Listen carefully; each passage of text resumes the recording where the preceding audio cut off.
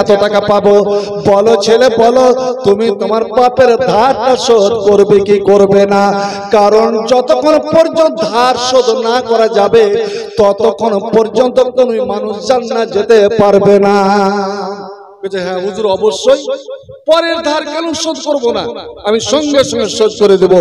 নবী বললেন, যখন তুমি মানুষের ধার শোধ করবে তো আল্লাহর ধার কেন ফরজ করবে, আদায় করবে না? আদায়। এবার আপনি এগিয়ে গেলেন, লাব্বাইক বলতে বলতে এগিয়ে গেলেন, এগিয়ে যেতে যেতে একদম কাবার সীমানাতে ঢুকে গিয়েছেন।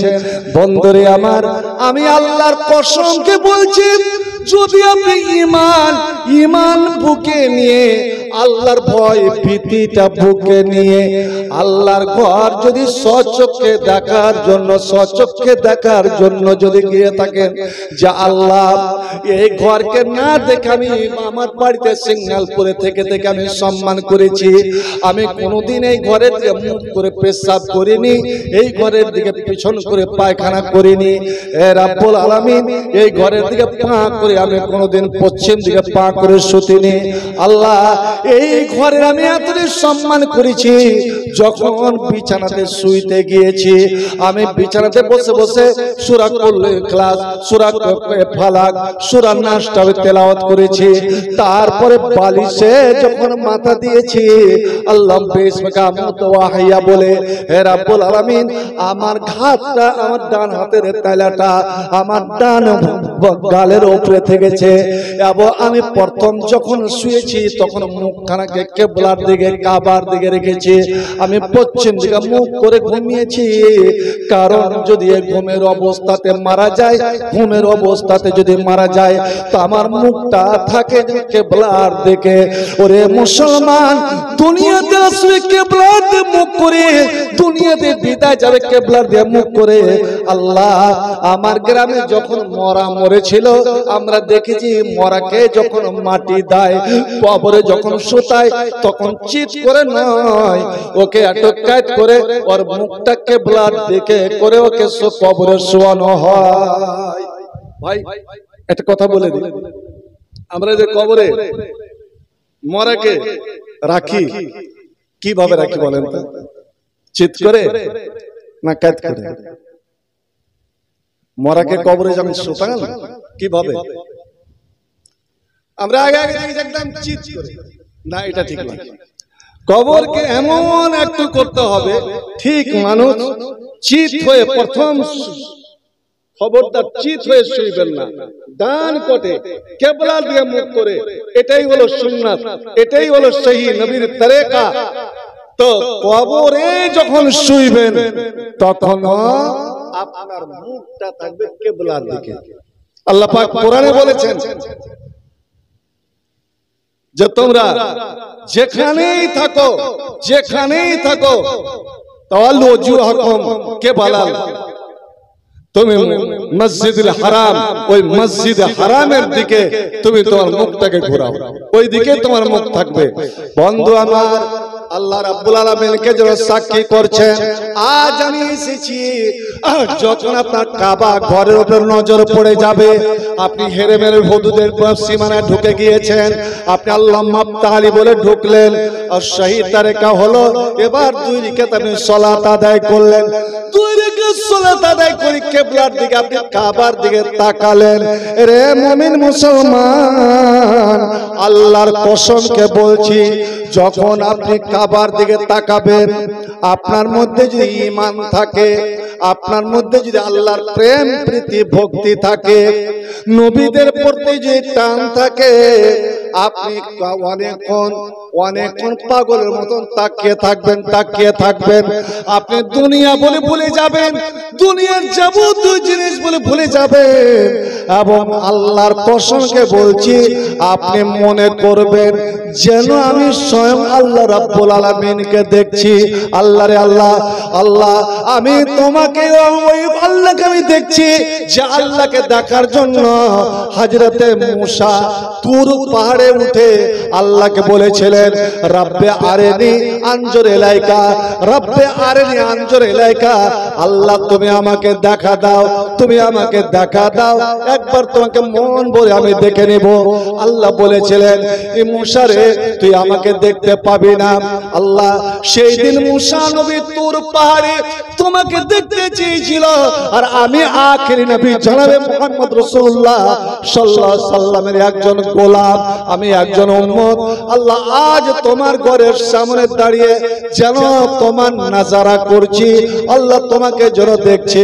বন্ধুরে আমার, ওই সময় আপনি যদি শিক্ষিত হন, লেখাপড়া হন, তালিম ইয়াফতা হন, যদি আলেম ওলামার মুখে শুনে থাকেন, আপনি তখন নিজের ইয়াদদাস্তে আপনি ডুবে যাবেন, আপনার স্মৃতিতে ডুবে যাবেন।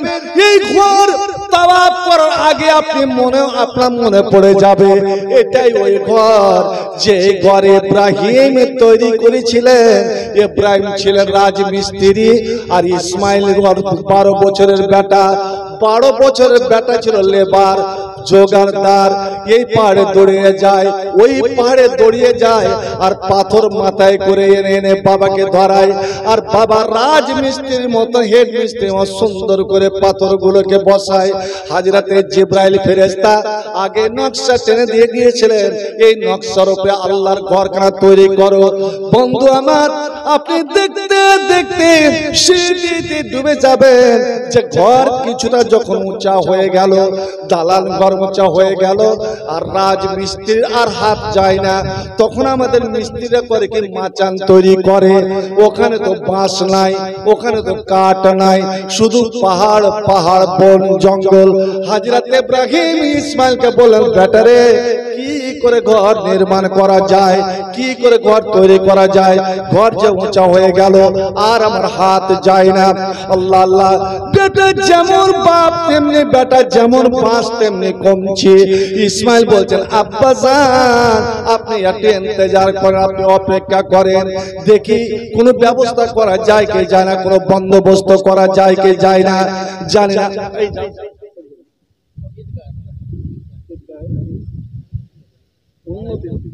ঈদগাহটার ঘেরা বাড়া। আল্লাহ ভাই আমার, এটা আপনাদের একটা যেন পরিকল্পনা, কোন ব্যবস্থা করা যায় কি যায় না। হযরত ইসমাইল পাহাড়ে ছুটে গেলেন, আর সুন্দর একখানা পাহাড়, সুন্দর একখানা পাথর। এই পাথরটা কেউ দুনিয়ার পাথর নয়। ইসমাইল গিয়েছেন, তার আগে আল্লাহ রাব্বুল আলামিন জিবরাইলের দ্বারা ওই জান্নাতি পাথরখানা এনে ওই পাহাড় সামনে রেখে দিয়েছেন। সব পাথরের মধ্যে দেখতে সুন্দর পাথর, ঝাঁ চকচকে সাপ দুধের মতন সাদা পরিষ্কার পরিচ্ছন্ন পাথর। ওই পাথর থেকে আওয়াজ ভেসে আসছে, ইসমাইল তুমি আমাকে নিয়ে চলো, আমি তোমার বাপের সাহায্য করব, মদত করব, ওরে ঘর বানাতে আমি সাহায্য করব, যাতে কোনো অসুবিধা না হয় আমি তার ব্যবস্থা করে দেব। সুবহানাল্লাহ। ইসমাইল অবাক, পাথর থেকে আওয়াজ ভেসে আসছে, চট করে পাথরটাকে মাথায় উঠালেন, আর এসে বাবার পাশে রেখে ইব্রাহিমের পাশে রেখে দিয়েছেন। ইব্রাহিম বলছে, বেটা আমি চেয়ারে উঠে, চেয়ার বা কতই উঁচা কাজ করলাম, তার থেকে যখন উঁচা হয়ে যাবে। ইসমাইল বলছে, আহা আব্বা বিসমিল্লাহ বলে আপনি পাথরে উঠেন তো, কাজ আরম্ভ করেন তো। সত্যি ভাই, তাওয়াফ শুরু হবে। আর মৌলভী সাহেব বলছে, কি ব্যাপার দাঁড়িয়ে এখানে গেলেন জি? তাওয়াফ পরে শুরু করেন, এখান থেকে তো বলে সব শুরু হবে। আমি যে তাও অপেক্ষা করো, ইন্তজার করো, আমি অন্য জগতে চলে গিয়েছি। হযরত ইব্রাহিম যেমনই বিসমিল্লাহ বলে পাথরে উঠেছেন, পাথর ইব্রাহিমকে নিয়ে শূন্যতে ভেসে গেল, ওপরে উঠে গেল। একবার জোরে সুবহানাল্লাহ বলা যাবে না? হয়নি, হবে না, হতে পারে না আমার নবীর সাথে কারো তুলনা। হয়নি, হবে না, হতে পারে না আমার নবীর সাথে কারো তুলনা। হায়রে হায়রে তুলনা তো দূরে যাক, সেও মিলে না। হয়নি, হবে না, হতে পারে না আমার নবীর সাথে কারো তুলনা। সকল নবী রাসূল ছিলেন আল্লাহর দিওয়ানা, সকল নবী রাসূল ছিলেন আল্লাহর দিওয়ানা। নিজ চোখেতে দেখবো খোদা ছিল তামান্না। মোর নবীকে ডেকে নিলেন, মোর নবীকে ডেকে নিলেন দেখতে রব্বানা। হয়নি, হবে না, হতে পারে না আমার নবীর সাথে কারো তুলনা। হায়রে হায়রে তুলনা তো দূরে যাক, সে মিলে না। হয়নি, হবে না, হতে পারে না আমার নবীর সাথে কারো তুলনা। ইউসুফকে দেখে যারা হাত কেটেছে, ইউসুফকে দেখে যারা আঙ্গুল কেটেছে, তারা কি মোর নবীর রূপ দেখেছে? আল্লাহু আকবার। ভাই আপনারা বলেন তো, দুনিয়াতে আল্লাহ মেয়ে ছেলেকে বেশি সুন্দর করেছে না পুরুষ লোককে? জবাবটা আপনারা দেন। মেয়ে ছেলে বেশি সুন্দর না পুরুষ লোক বেশি সুন্দর? এতে রাগ করার কিছু নাই, কেউ যেন রাগ না করে।